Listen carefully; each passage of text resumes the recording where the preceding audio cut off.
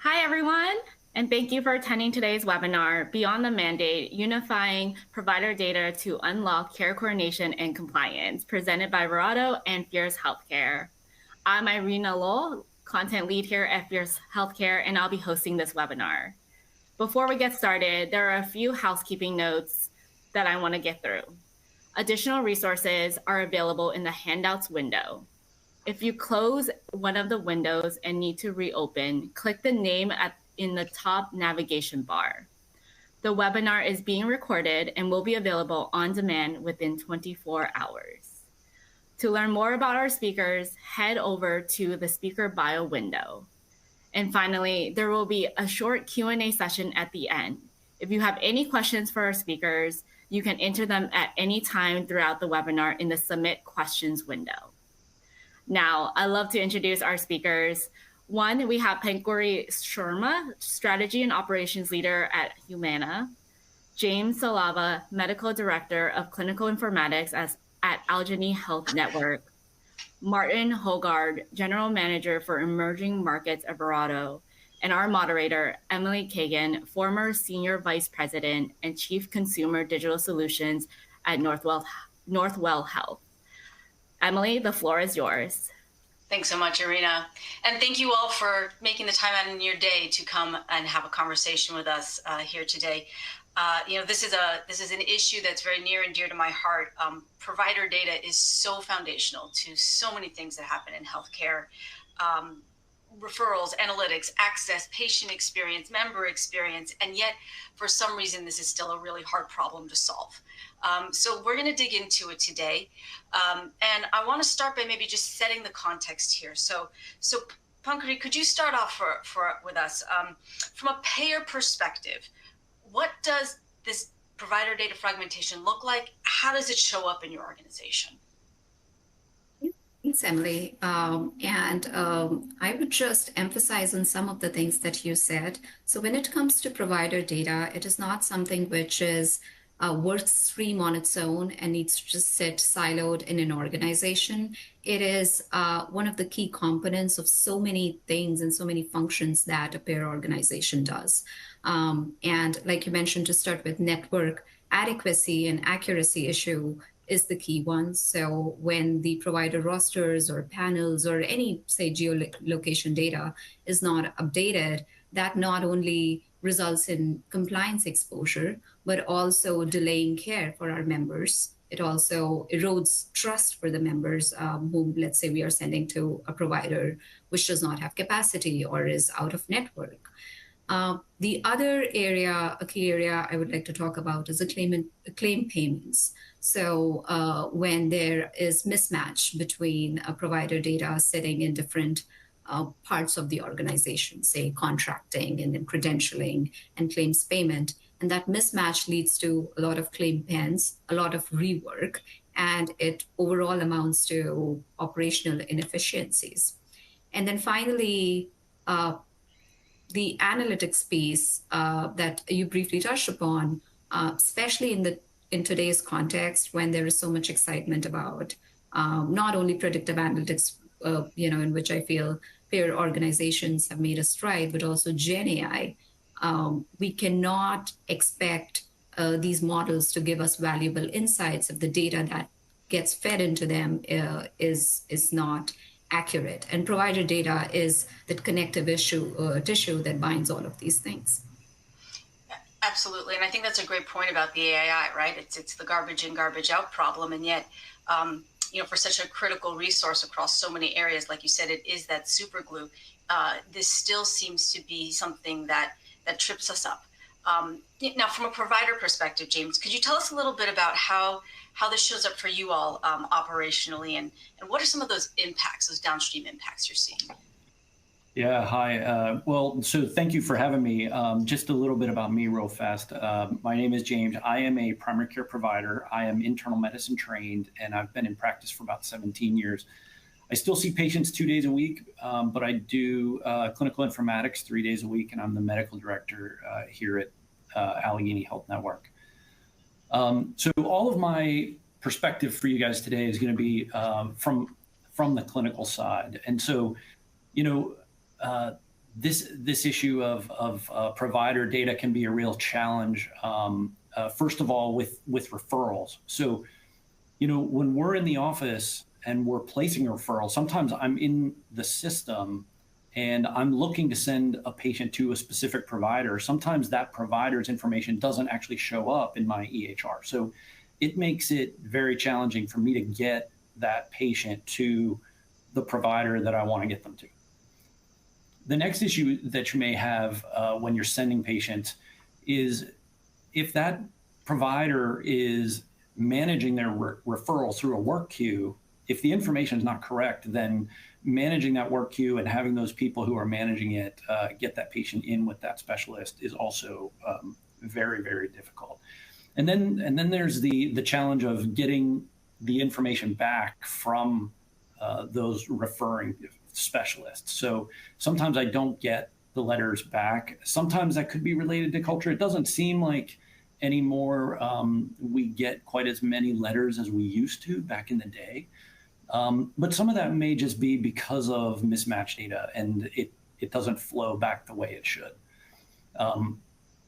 So that all can be a significant challenge. And then it does put a burden on staff. So I will have to ask my staff to track down all of this information, track down these letters from specialists. Sometimes that's done by like a health coach or a nurse or somebody who's doing my pre-visit planning for me in the office.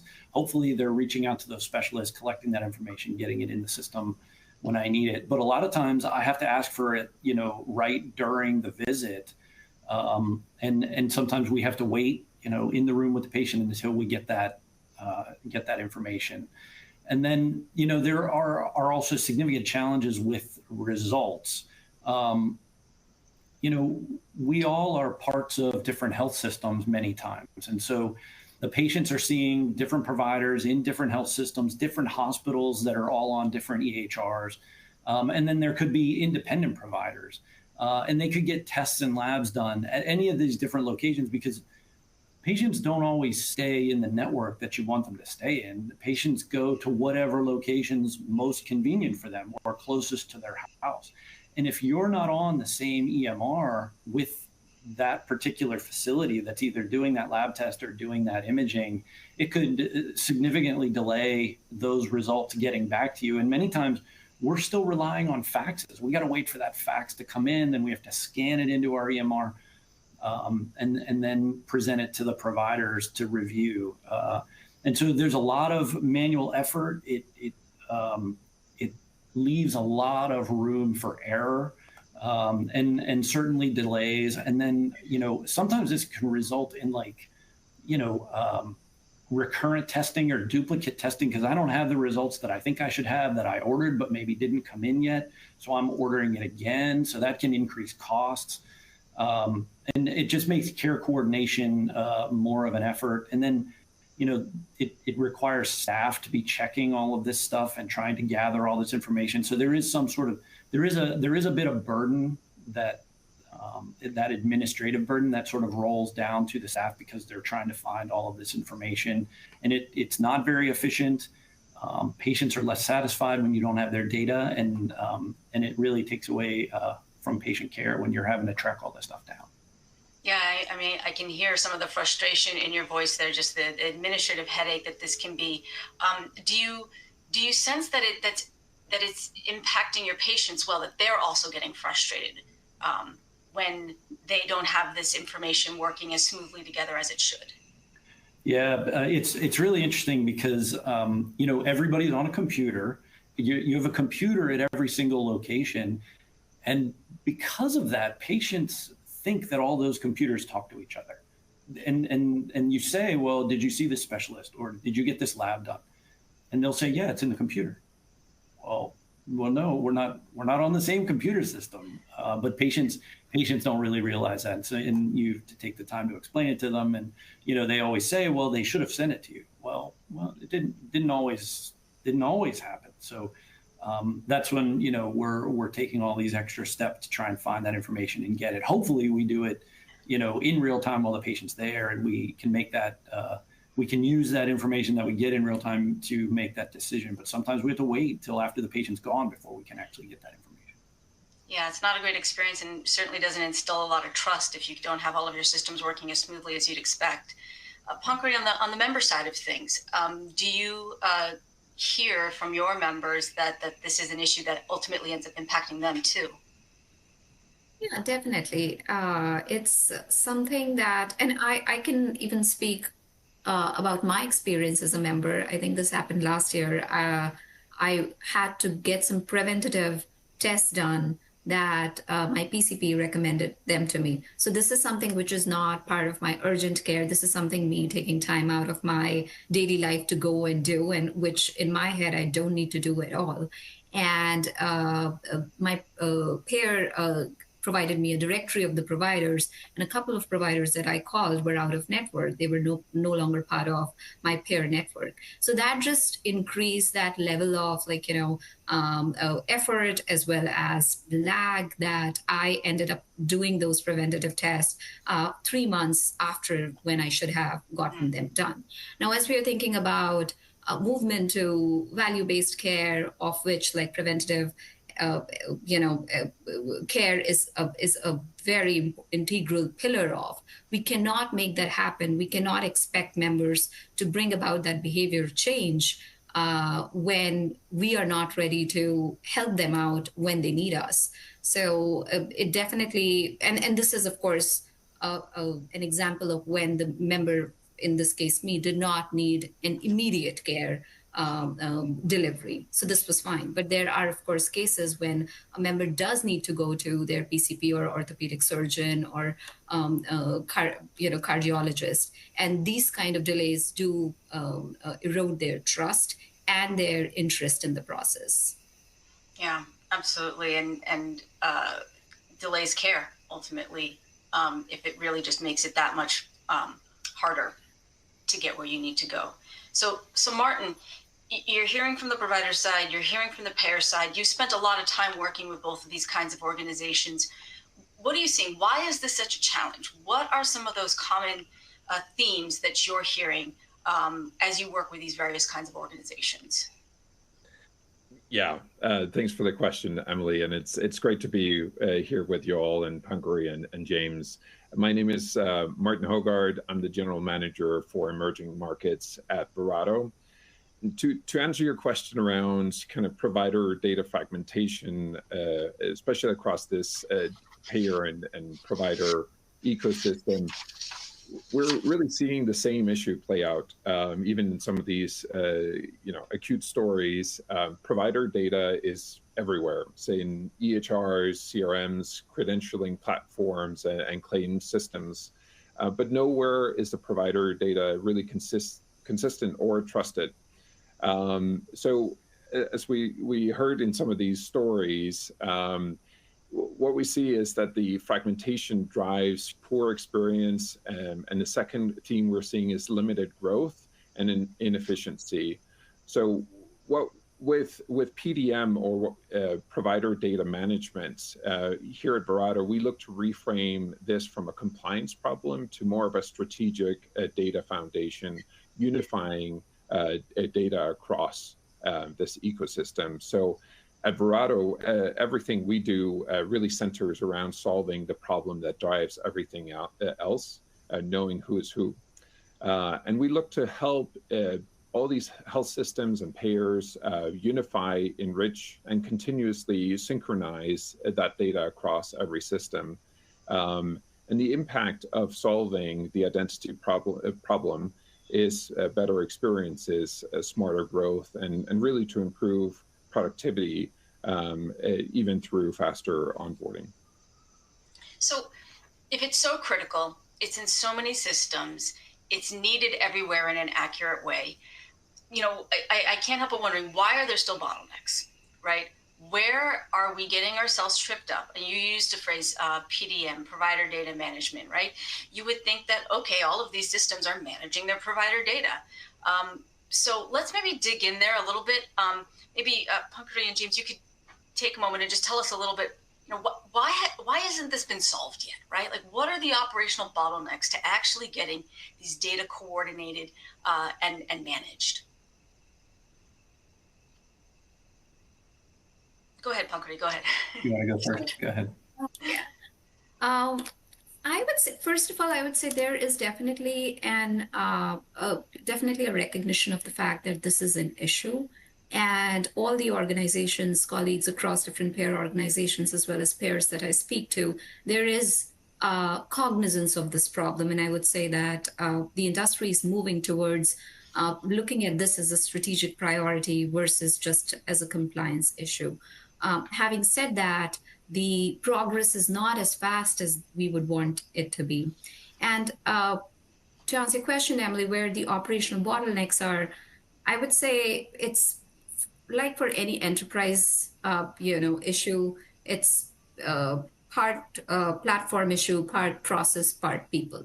So for platform, like Martin said, we are still using systems which are outdated, a bit of legacy systems, which require manual work, which might require rework. They are not as automated as one would want them to be.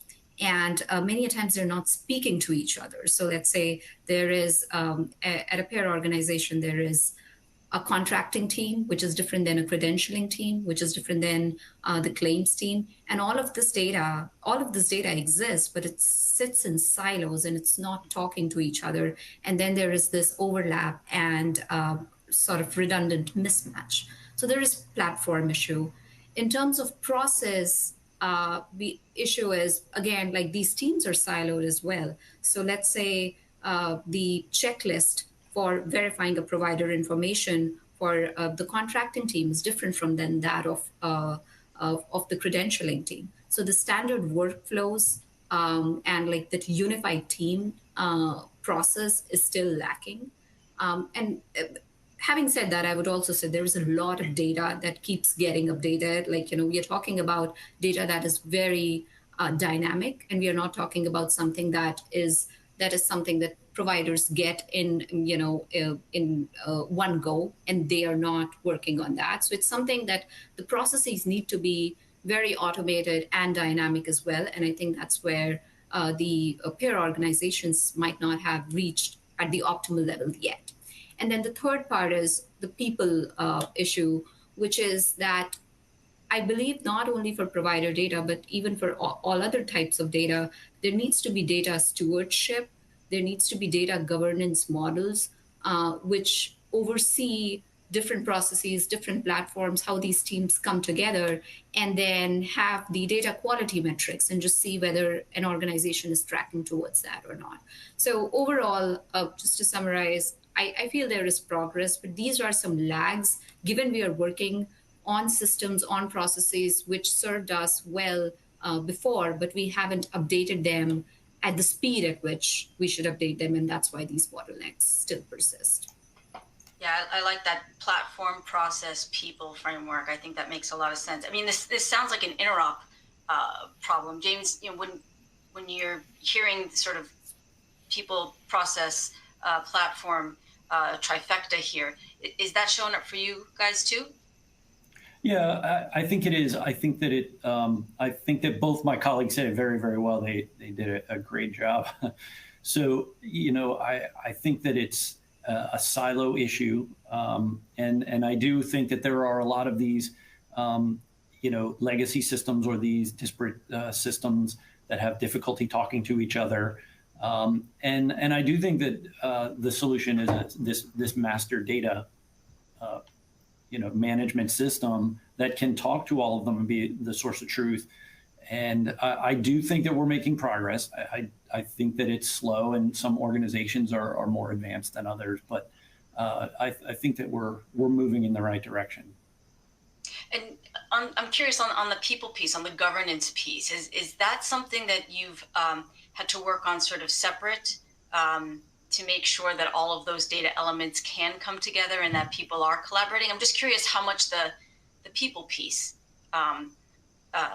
needs to be unique to solving this provider data challenge. Yeah, and I do think I think most places do that well. I think most organizations have a good data governance program in place, making sure that people understand who owns what pieces of data, what they're responsible for, and making sure that they're using it responsibly. So it So sounds like we've got maybe some systems and practices that people can lean on already in place. I believe most places do, yes. Yeah. I know one of the places that, at least for me as a patient, and then also when I was at Northwell, that took up a lot of time was these provider directories, right? The Find a Doc tools of the world.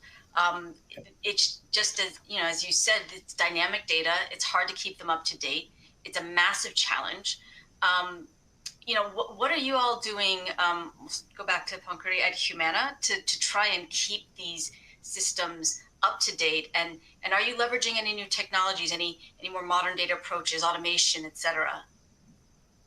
Yeah, we try, like, we have systems in place and we just try to understand where different data sits. Humana is a huge organization with, members who are in, the volume is in thousands. And of course, there is a lot of turnover based on contract negotiations and what our member needs are. So the idea is to use the solutions that talk to each other and bring together the disparate data which sits in different silos, and also using automation to the extent we can with the human oversight, just to make sure that the data stays cleaner, we can reduce the rework. Right now it's just we have so much legacy and we know where we want to move forward, and it's about bridging that gap and seeing what are the best solutions to help us make that happen. And I know one of the legacy issues is that there's payers on one side and providers on the other, but we're all looking at the same data, right? I mean, we're all looking at the same physician population. Are either of you seeing ways in which payers and providers can collaborate a bit more to make sure that where patients are going to look for this information, it's there, it's accurate, it's functional? I'm curious if there's new ways of approaching it just in terms of collaboration. I would say, and I'll be curious to hear James' thoughts on this, is once the payer organizations and provider organizations, they have the internal alignment on what data they need. And then instead of, let's say, asking a payer to fill out that information, many a times, for different teams in the payer organization, once they have that internal alignment and then communicating it to the provider or vice versa, like the flow of process could be from the other direction, it would be easier from both sides to understand what the expectations are, what the systems are, what all you need to update. And that would require less iterations that are going on right now. Yeah, so I agree. I guess I would have to say that I'm at somewhat of an advantage over other health systems. Allegheny Health Network, where I work, we're based in Pittsburgh. We cover Western Pennsylvania, but our parent company is Highmark, which is an insurance company. So we're very closely integrated with that company, and the data flows back and forth seamlessly. So when we are looking for that information, when patients are looking for that information, it is much more accessible. And I do think it's important that all of that information about the providers and where they can find care is patient facing and easily accessible, so they can get to the right place at the right time. But I think we do that very well here. That's great. That's great. When we think about solving these problems, I've heard you both talk about not just getting it to a place where it's good data, but where it's strategic data, right? Where it's something that we can actually turn into an opportunity for growth, for better functioning, et cetera. What is it about provider data that has you most excited about it as a strategic opportunity? James, why don't we go back to you? Well, yeah. So, the first thing is I think it's good for patient care, and so when it's good for patient care, and the patients are satisfied, the patient will take care of the business, and that is overall good for business. I think it creates a great patient satisfier. It's a great patient experience. So I think that is incredibly strategic. I think that's of utmost importance. I also think that there's a lot of opportunities in the world of value-based care making sure, and I think somebody already touched upon this, but making sure these providers are correctly attributed, or the patients are correctly attributed to the appropriate provider. And it allows for better preventative care, care gap closures, performance scores, all of those types of things. And all of that is tied to reimbursement. So I think that those are tremendous opportunities. Again, I think some do better than others. I think we have a significant advantage here. Yeah, that's great. Pankaj, is that similar for you at Humana, or are you seeing other kinds of strategic opportunities? I would say it's pretty much similar. If I have to put it under a broad umbrella term, that would be value-based care. So that ranges from improving the member experience, making sure they get care on the right time, get the appropriate care, like James mentioned, gap closure. Also, as we're thinking about network optimization, which is becomes again an integral pillar for achieving value-based care. Just understanding whether there is network accuracy, adequacy, understanding which providers are able to perform on which metrics, and making sure that our members have that kind of transparency when they are choosing the providers. So none of these things can happen before, we have like you said in the beginning, Emily, like garbage in, garbage out. So if we don't have the right data to feed into these systems, we wouldn't be able to have those insights. Right. And ultimately, some of that gets down to a speed to value question, right? The sooner you can get those data clean, the sooner you actually can start to recognize some of the benefits of doing that value-based care. Martin, where else are you guys seeing, as you work with various different clients, agility, improved contracting, other really powerful strategic levers that organizations are pulling once they've got these data where they need to be? Yeah, I feel like we've already heard some great examples, but maybe I'll just share two additional ones. So we work with a health system where they use Verado PDM to standardize the provider data across all their different systems, and that reduced credentialing delays by more than 25%.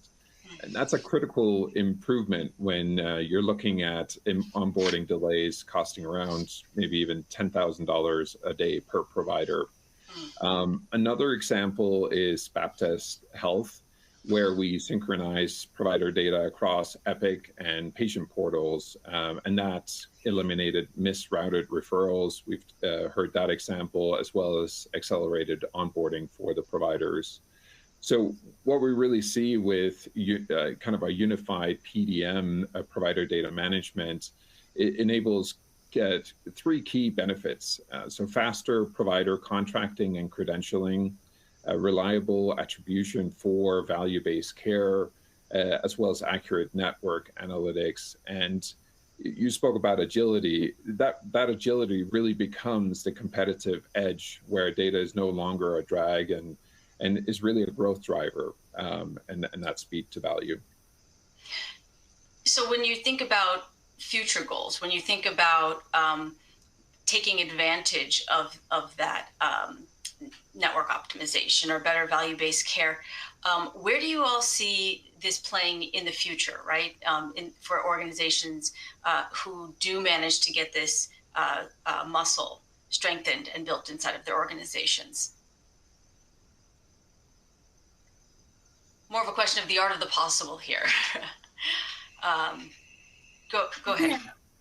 So I would say, like, the organizations which would be able to make this a strategic priority and understand the potential that accurate and timely provider data can have, and then the applications of that, those organizations would be, ahead of the ones that won't do that.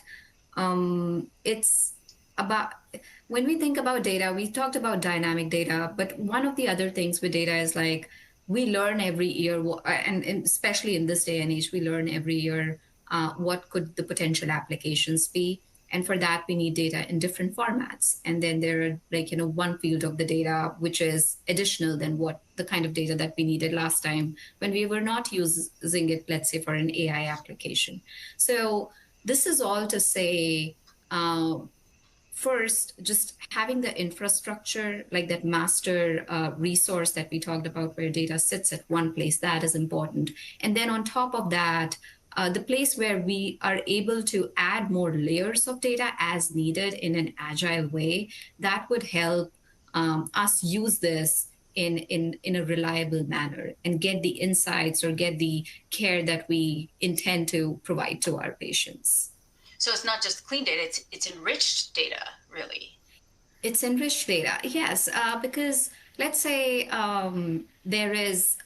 we have provider data. Based on that, we did some analytics, or we need some more data from provider that we were not using or did not need for contracting purposes initially.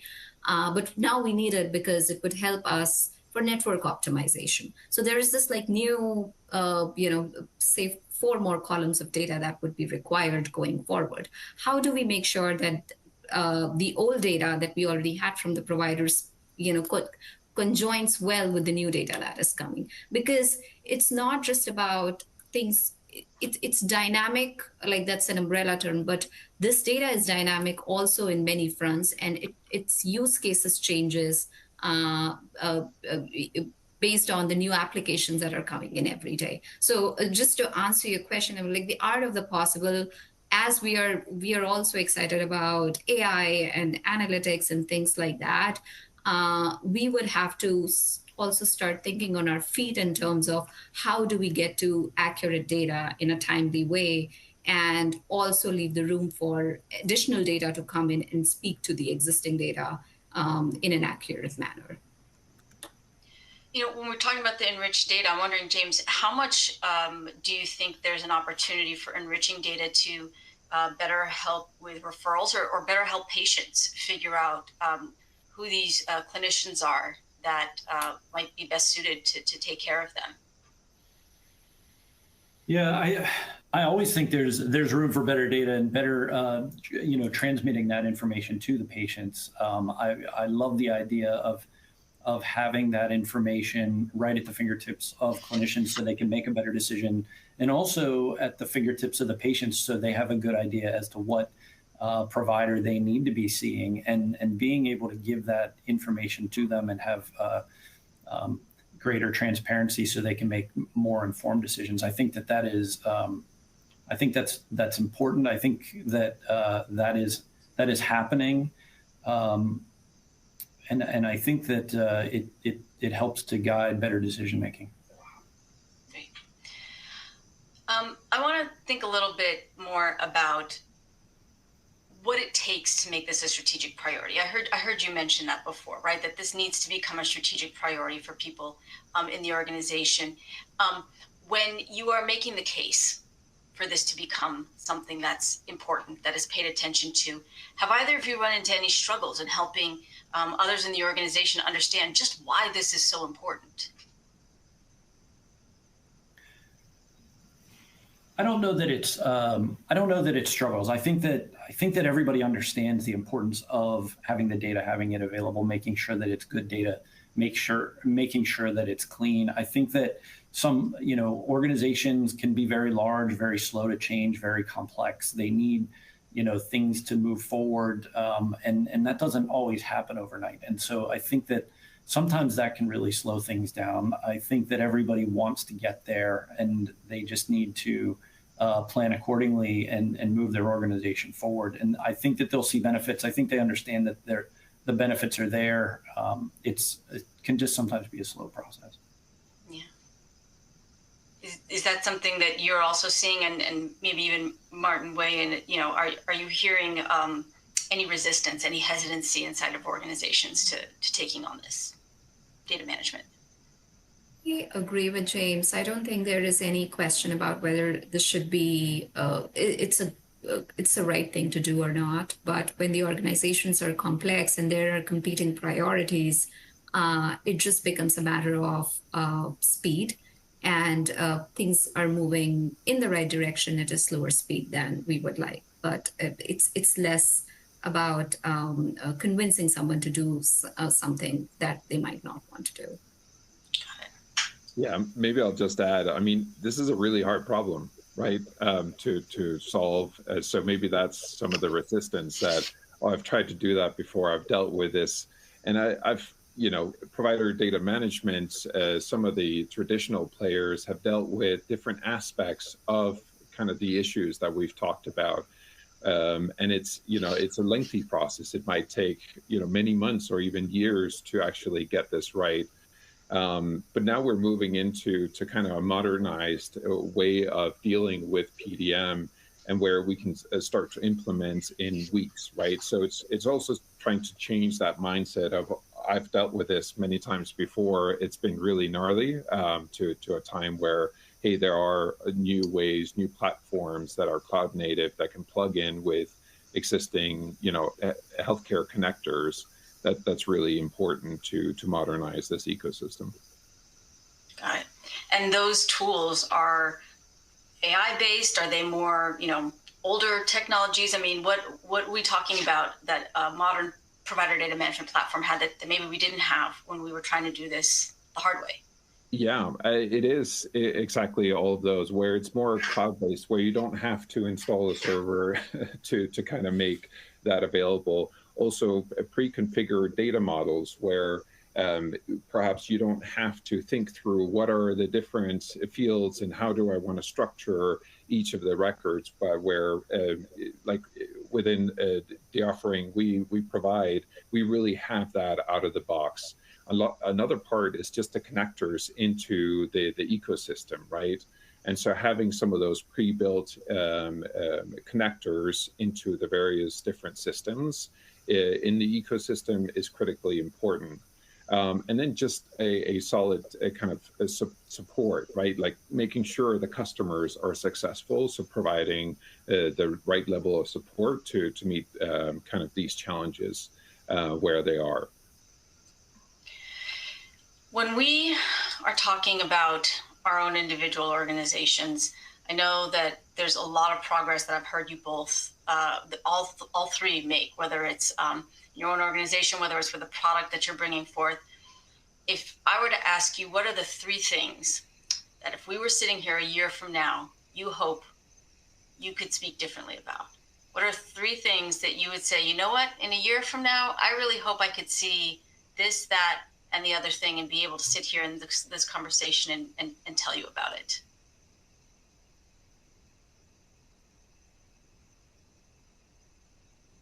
It's a very difficult question, I would say, because you know, like Martin mentioned many a times, it's about, like, you know, the transitioning phases, and for all these processes are so long. But if I had a magic ball, I would say we would definitely. I would say across pair organizations, we should see more solutions being implemented than they are being right now, because we don't need to do this the hard way. Now, this is not considered an occupational hazard, which it was at one point of time. With the advent of all these, like Martin mentioned, cloud-based solutions and the new AI solutions, one can see that this doesn't need to be the way it has been, and we can change it. And I think that mindset change gives more enthusiasm to people to look into solutions and implement them, both at payers and the providers. Got it. So better solutions, better mindset around all of this, and really sort of modernizing just the stance we're taking towards some of these data. James? Yeah, well, three things, that's tough. But one thing, definitely, you know, I would love to see much greater data sharing and data exchange and interoperability. I don't want providers to have to wait for the information that they need to make a decision. I don't want patients to have to wait to get their results. I would love to be able to get rid of my fax machine. but it's I don't think it's going anywhere just yet. But hopefully one day, could you imagine a day where we don't have fax machines anymore because all of the data, moves back and forth. We get the results, we get the information, we get the referrals, we get all of that stuff that we need. But that would be a big wish for a year from now. Yeah, much more data exchange, much more data sharing, and no more fax I would love machines. it if it was all just in the electronic medical record where we need it when we need it, and in our provider database when we need it and don't have to go searching for it. I think it would be much more efficient. It would save so much time. Yeah. And in 2026, let us all hope we can get rid of our fax machines. It would be unbelievable. Martin, from your perspective, you're working with these organizations. A year from now, what do you hope you're seeing there? Yeah, and I have hope that we can get rid of the fax machine. Hopefully you got rid of the pager. So hopefully the fax machine is next. I think maybe just echo, what's been said, where we're really moving from reactive compliance to more proactive intelligence, where data is managed as maybe a living asset that's very dynamic. We've heard that too today, and where we can get strategic value from it and less of a regulatory checkbox. I think the other piece, is really to see that data exchange between payers and providers and even other ecosystems where we're sharing that common source of truth.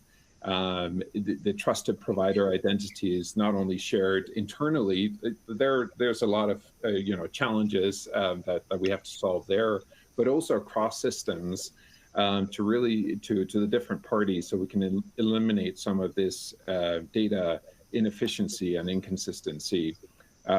We've actually built that future into a platform, and we call it the Verado Identity Network. But if we get all of this right, provider data will stop being the problem behind operational issues that we've talked today about, and really start being the foundation for everything from interoperability to value-based care. And at that point, we'll have better data, better decisions, and better care. I like what you said there about managing data as a living asset, because ultimately, these data are describing living clinicians, right, who get new training, who work at different organizations, and it really is dynamic, as we've been talking about. I saw a question come in from the audience, and I just want to remind everybody, take the opportunity, go to that Q&A box and type in a question if one comes up. But there was a really good question here, I think, that touched on that, which was about struggling to get operational leaders to understand the nuances of provider data, while also having your analysts and engineers understand provider data lifecycle, right? How are these changes coming in? Who's approving them? How often are these updates being made? And what's the nature of the update? How do you bridge that gap to improve data quality and decision-making? And the question was, what methodologies or approaches have your teams employed to help align these groups and build shared understanding? Yeah, I think it's a great question. And I completely agree that there is, especially in larger organizations where there's so many people who are working on provider data, they're sitting across different teams, have different roles altogether. They might not understand what's the importance of what they're doing, beyond just doing great work with cleaning the data or updating the data.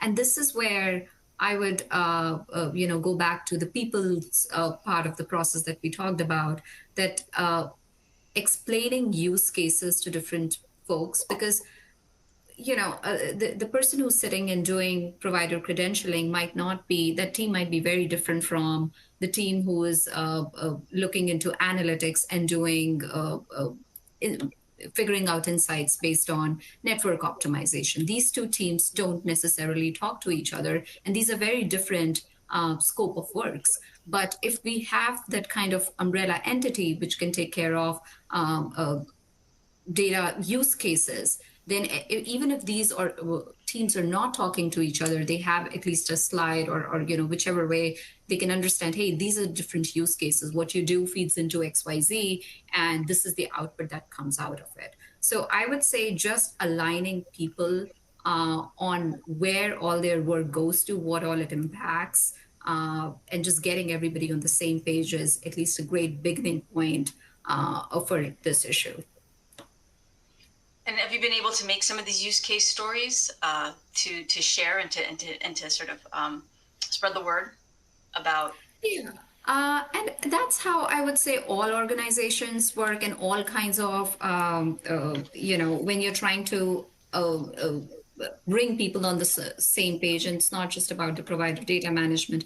You have to create that kind of, for the lack of a better phrase, communication piece, and making sure that across larger organizations, people can come together and see the broader vision behind some of the tactical tasks or processes that we have. Okay. What about on the provider side? What are some of the processes or systems that you've had? Yeah, I think that having good data governance, having a good data governance, committee, if you want to call it that has a bird's eye view of all of these different systems and requests and new technologies, what have you, that can oversee all of this, that can make decisions, and that can update and explain this to people, I think is critical. And I think that most places have that, or at least I like to believe. But I think that the data governance for these types of systems is critical. And has that data governance body been the one that really articulates and helps the organization understand the importance of that work? I'm noticing another question in here. It's very time intensive to do the data mapping and to take care of the quality on an ongoing basis, do that data hygiene work. So when you're looking at those competing demands, right, what are those arguments that really make the case to get this to be a priority? And where are those arguments coming from in your organization? Who's pushing? I think they come from everywhere. I think that it's up to your data governance body to be able to weigh the benefits of all of those different requests and the different things that are coming in with that whole the entire picture of the entire organization to be able to make those decisions. And do you similarly find it coming just from everywhere? Like you just hear this chorus? Right. It would be depending on the team which needs the data, they would make their case. And of course, there needs to be a centralized body, like James mentioned, which would have to take those into account. And then I feel that at the organizational level, that body should have enough autonomy, budget, resources to move forward with the changes that they need to execute after they have strategically compared different options and determine their priorities. Yeah, I think that's really key there, what you said about making sure that body then is empowered to make those changes. I'm seeing some questions here about data ownership. What are some of the elements, another question here, what are some of the key elements that make data governance truly impactful? Like what are the things, clearly having the authority to work with the various data owners, but what are some of the other elements you've seen that have made your approach to data governance impactful? I would say, firstly, the goals of the data governance committee, how they connect to the enterprise goals. Like what is the enterprise at the higher level trying to achieve for a given year or say in the next 5 years? Just making that compelling narrative of how this governance committee's goals would align to that would just make persuading the right members easier than not. Then, as we talked about, resources, and then overall visibility that James touched upon across different teams to see that such an organization exists. This is what falls under their purview, and these are the things that we can get done. All of those things just like empower the committee to do their job in an optimal manner. And go ahead, James. Sorry. No, I think that's right on. I think that making sure that you're aligned with your organizational objectives when you're leading these types of bodies is spot on. It was well said. And does that responsibility also get back to the individual data owners, right? I think that's another question that I'm seeing here. Who owns these data, right? If the profile is an amalgamation of data maintained and managed by various different groups, getting them to come together. I see you shaking your head. It sounds like you've been there. I mean, I see the question like who owns the data, the patient, the payer, or the health system, and I don't know that I have a good answer for that. I guess it depends on who you ask, right? I think that's probably an ethical question, yeah, I don't have a great answer for that. Should it be the patient? Well, probably, but is it all the time? I don't know that. Yeah. Go ahead.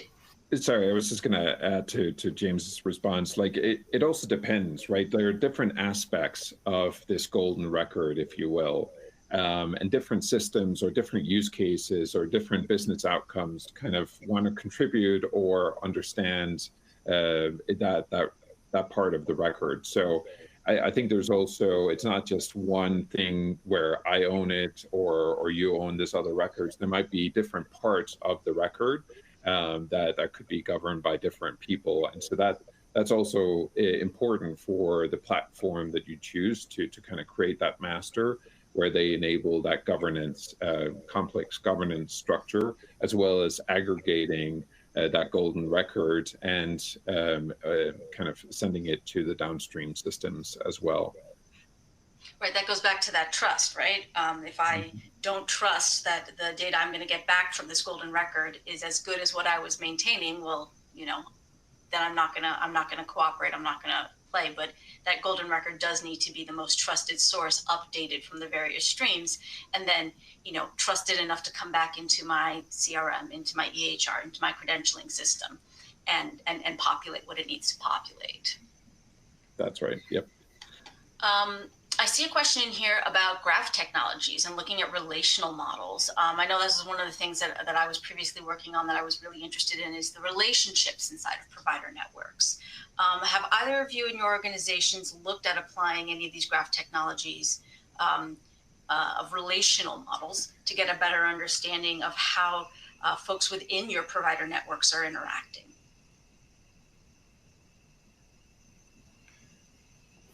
I could say that I have not personally, but that's not to say that someone else in my organization has not. It's just I have not. But I'm certain that somewhere here somebody's looking at it. Does some of this insight come into play when you're looking at that strategic network growth, right? And trying to understand opportunity spaces? Just curious if you guys have sort of put this into play to start to look not just at the individual physician data, but the body itself, right? And what it does and doesn't say about the population of care that it represents. Yeah, I think it's helpful in guiding those decisions when you're trying to figure out where to put providers or where you need where your gaps exist. So I certainly think it is helpful to be able to see that. Yeah, we've definitely seen that as well, James, where we're using kind of this mapping of provider location and organization, maybe even patient relationships, to see where there are referral patterns and affiliation with different care networks, which some other relational models often miss. But if you kind of see that even on a real geographical map, you can start to see some of those gaps in your network, perhaps. We didn't really touch on it that much, but because you mentioned location, right? Is that another element that you think is critical to managing within the context of provider data management? I'm curious if your organizations also look at that sort of provider to location data relationship, or if it's really just sort of the provider as the individual and locations are managed separately. I would would say it plays an important part. And two of the use cases that I can think of are firstly like network adequacy. So just if we, as Yeah. we're thinking about contracting providers, just knowing whether there are, enough number of providers with a required panel in a given area, location plays a part there. And also then as we're thinking about sending members to, many a times members look into provider directories based on where they are geographically located and what's available in 5 miles of distance and whatnot. So that's where location also plays a part, vis-a-vis member care and experience. Yeah, I think it helps make strategic decisions. Like if where are the gaps in primary care, what locations, what do you need, what providers do you need to add? And then also what specialists do you have and where? And how long or how far a patient will need to travel to get to that provider. So I do think it's helpful in making those types of strategic decisions. And so for both of you, your provider data management programs do put arms around the location piece as well? Yes. Yep. Yeah, got it. And Martin, is that something that you're also just seeing, is that people talk about provider data management and we're already talking about location data management, or these feel like separate initiatives to you? No, they are very much combined to a point where we're calling that the provider network intelligence. We talked a lot about provider, but it's truly the network intelligence. It takes into account all the different pieces, right? So the patient, the provider, the location as a network to really offer the best care for that patient population. Thank you. I'm not seeing any more questions coming in. I'll turn it back to the panelists real quick before handing it back over to Irina. Any final thoughts from anyone? This has been great. Yeah, thanks for the conversation and engagement. Yeah, even from the audience. Thank you. Yes. Yeah, great thank question. you for having us. It was fantastic talking to everybody. Yeah, absolutely. And thank you to the audience. Sorry, I was just saying it's also great to see where we are at the healthcare industry level. It seems like we all want to go in the same direction. We have similar problems, so it's a great confirmation. And though the problem isn't resolved, in its entirety, but it's heartening to be part of this conversation. Yeah. Yeah. First step is just talking about the issue, right? So I'm very, very grateful to all of our panelists today. Very, very grateful to the audience for some really excellent questions, and especially grateful to Irina and Fierce Health for helping put this together with Verato. So Irina, may I turn it back over to you for a wrap up? Absolutely. Thank you all so much for joining. That concludes the end of this webinar. But as a reminder, a recording of this session will be available on demand within 24 hours. Thank you again to our speakers. Thank you, Emily, for moderating this really, really important discussion. And thank you all for joining us today. And we look forward to seeing you again next time.